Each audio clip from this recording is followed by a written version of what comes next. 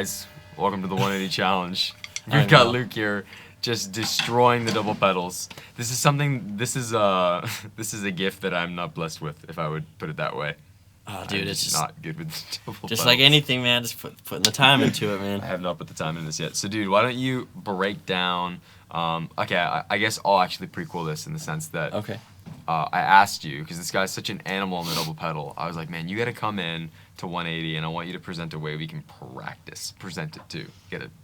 Got to show us what we can do. Of course. So right away, Luke's like, well, I actually don't ever just practice double pedal. I just play along to songs and ace stuff. That is like, honestly, my biggest advice on learning double pedal is air drumming. And I know that sounds crazy.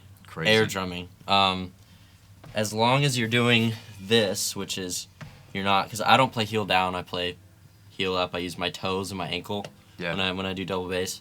As long as you're air drumming using the exact same technique that you would use behind a kit, it's the exact same thing. So, I mean, you can sit there and practice those fraction fills, for example, with the kicks, which is 2 on the hands, 2 on the feet. You know, just air drumming, just like that. If I can do that in the air, I can sit behind a kit and do it the exact same way. It's just, that's how I learned all of my YouTube stuff is by air drumming.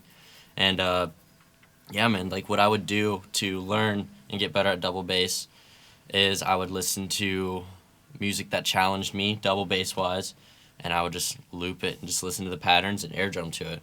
And that got my feet isolation, being able to do really complex 16th note, 16th triplet patterns, with the feet and keep the beat going on top of it. Yeah. You know, that's just the best way. But there's also this exercise that I came up with, so.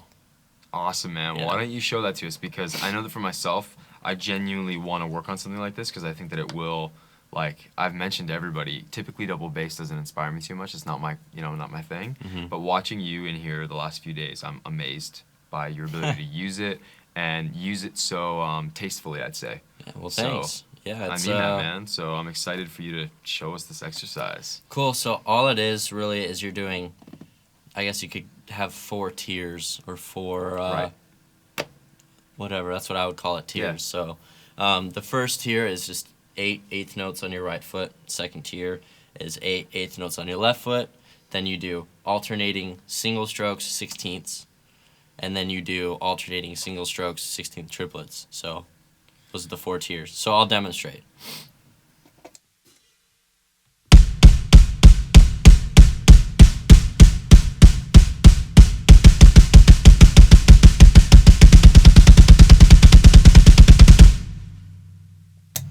That. So that's a little bit slower, but not super slow. It's kind of medium tempo. But yeah, again, it's a lot.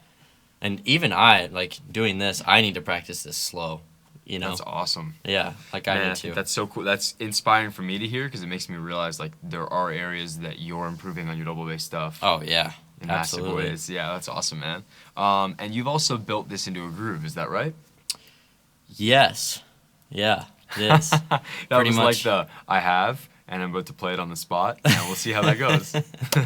No, I remembered just pretty much quarter notes and backbeat on 3. Cool. Quarter notes on the ride, backbeat on 3 on the snare. Super easy. Yeah, let's do it. Let's see if I can do it. Let's do it. All right.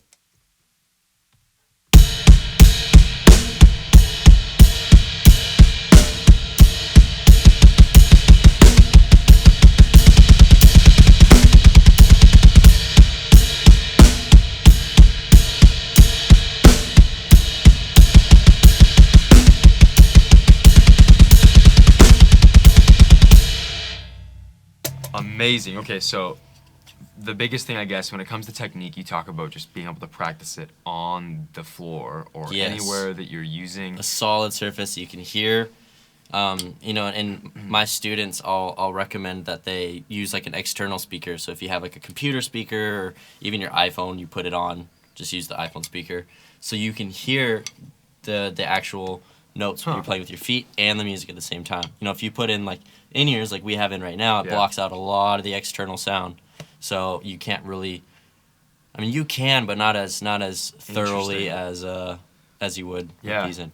But so that's a really good way to do it. If you don't have See, the whole reason I did the air drumming thing was because I didn't have a place to practice at home, you know. Right. So when I was up at late at night and wanting to drum, I would just sit there and this sound of the stick hitting my palm. Wow. That's how I learned a lot of my stuff. And then same, I don't know if you can hear that in the cameras or whatever, but yeah, it's just the same thing, man. So obviously first, don't try to do the groove with it.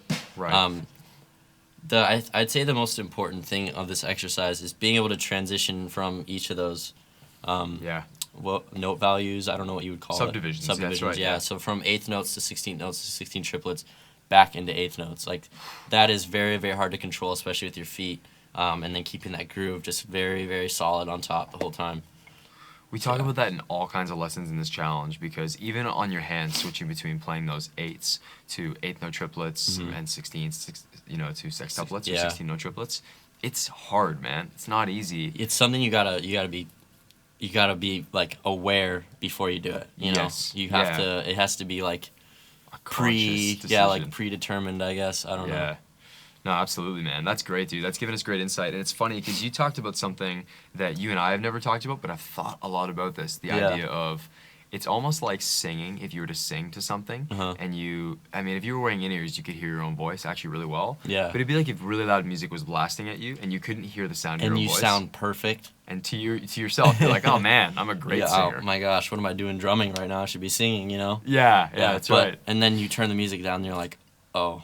Oh my goodness, I can't sing. It's all these people. It's embarrassing, yeah. This is everyone on American Idol should have a prerequisite for that. They've had to. If only, right? Then it would be less entertaining. But very true. But when it comes to drums, man, I think that's a great point, because I've caught myself even like everything I do. I try and either have microphones set up that are playing back so I can listen to myself as I play, or turn the music down so that I can actually really. It's important to hear both, man. So that's great. And man. Again, air drumming is a really good way to do that as well. Awesome. Dude, that's killer advice. Okay, so we've got this exercise. Maybe one thing I'd like to see you do is just isolate, because I think this 8th notes and 16th notes are rather easy, or we at least understand that concept, but those sextuplets, do you want to just isolate that really slow for us, that pattern? Sure, yeah. With the groove on top? Or? Yeah, okay, that'd cool. be great. Maybe start without the groove and then add that in. Okay, cool. So, yeah, I mean, the most important thing to remember is that obviously every time I hit the ride cymbal, I'm going to be landing on my right foot. So if you're landing on your left foot, something's wrong. You're not doing it in time. 6 notes on the kick for every quarter note. That's just how it's going to be, man. It takes a little bit if you're not used to it. But yeah, here we go.